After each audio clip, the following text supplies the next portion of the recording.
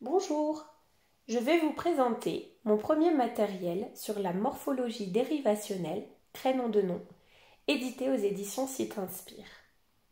Il s'agit d'un jeu destiné à nos patients présentant un trouble spécifique du langage écrit à partir de 10 ans environ et jusqu'à l'âge adulte.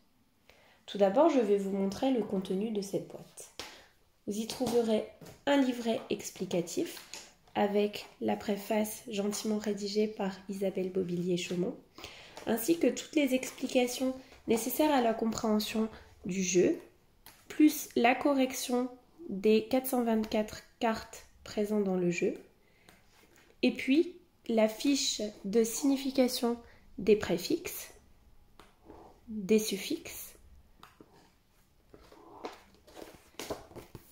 un escalier des progrès, afin que notre jeune patient puisse métacogiter, oui je viens d'inventer ce mot à l'instant, sur ses objectifs et ses ressentis. Enfin, une échelle de motivation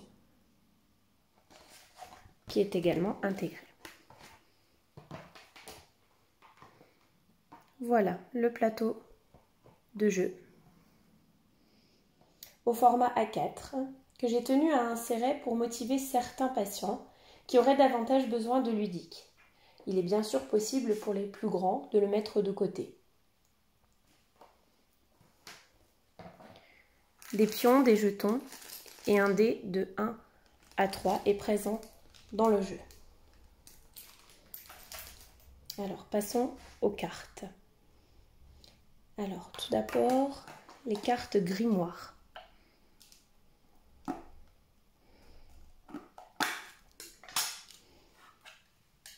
Il s'agit de donner le plus de mots possible faisant partie de la même famille qu'une base donnée. Donc par exemple ici, vert, nous pourrons dire verte, verdure, verdâtre, etc.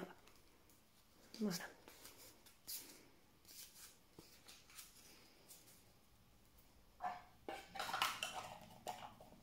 Pour les cartes fées, que vous trouverez ici, il s'agit de déduire le sens des affixes à partir de 3 mots. Donc vous trouverez 3 niveaux qui correspondent aux clés. Là ici une clé, donc c'est le niveau 1, 2 clés niveau 2.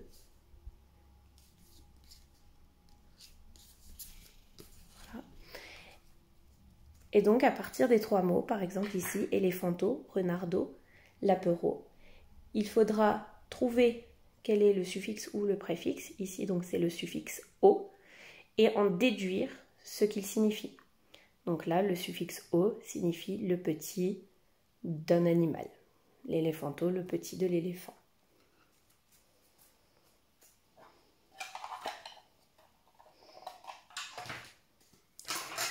Ensuite, nous trouverons les cartes chapeau. Il s'agit d'indiquer si 2 mots sont de la même famille ou non. Par exemple, marié et maritime, est-ce qu'ils sont de la même famille? Bien évidemment que non.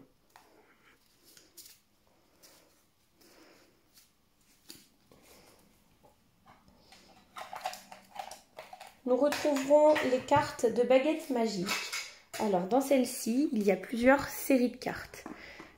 Pour vous aider à retrouver, vous avez ici, en bas de la carte, en bas du dos de la carte, des petites inscriptions. G pour graphie, AC pour accent circonflexe et LM pour lettres muettes. Il y a également, pour les lettres muettes et les accents circonflexes, des différents niveaux indiqués par les clés. Donc là, par exemple, pour l'accent circonflexe, arrêtez, ça prend un E avec un accent circonflexe parce que avant, il y avait un S qui a disparu et que l'on retrouve dans certains mots comme arrestation, hospitalisation, etc. Voilà. Donc ça, c'est pour les accents circonflexes. Ici, c'est la lettre muette. Donc confident, il y a un T parce qu'on peut dire confidente. Et ainsi, on pourra écrire confidentiel, par exemple. Hop. Et enfin, vous avez les cartes concernant les graphies. Voilà, ici, Donc aucun, UN, puisqu'on pourra dire aucune. Voisin, IN, puisqu'on pourra dire voisine ou voisinage. Voilà pour ce qui est des cartes baguettes. Alors, je vais vous parler des cartes chaudron qui sont très intéressantes, enfin, que j'apprécie tout particulièrement.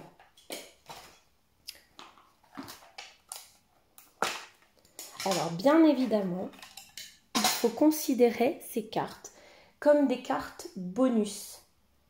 Cela concerne les mots que j'ai pu rencontrer au cours de mes rééducations avec les enfants et leurs parents. Des mots qui nous ont souvent surpris par leurs origines étymologiques et que je souhaite partager avec vous grâce à ce matériel. Comme moi, je pense que vous en apprendrez sûrement quelques-unes, mais le but ici est surtout d'attiser la curiosité, de se poser des questions face aux mots, de faire des hypothèses et d'admirer les réactions de nos patients. Voici quelques exemples. Alors, Charlemagne, limonade, diplôme, voilà. Il y a aussi l'origine de certains mots. Donc, de quelle origine est le mot beffroi, épinard. Voilà, plein de choses surprenantes que vous trouverez dans cette série. La série des moustaches. Alors, je l'ai réservée en dernier, celle-ci.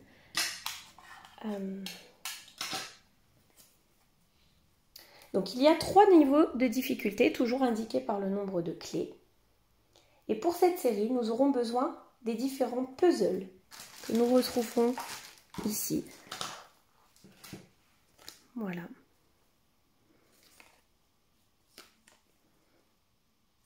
Voilà.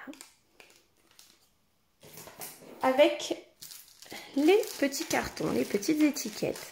Ici, ce sont les suffixes, les préfixes, les allongements, et pour cela, je vous renvoie vers la littérature, ainsi que les cartons vierges qui nous seront très utiles pour noter les bases. Alors, je vais donner un exemple pour celui-ci. Voilà, on va prendre la première carte qui me vient. Voilà, il s'agit de celle-ci. Donc, acteur, je vais devoir le décomposer.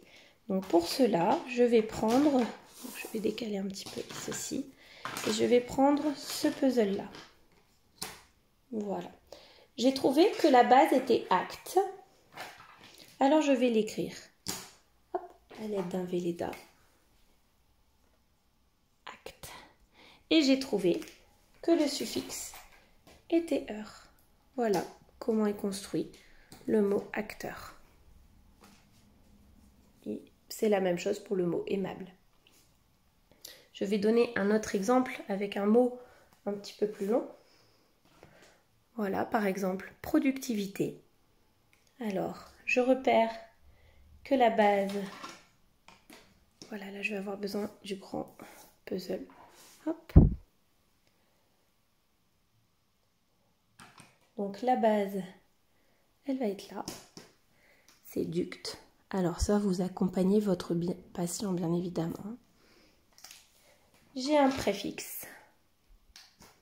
Pro. J'ai un suffixe. Ive.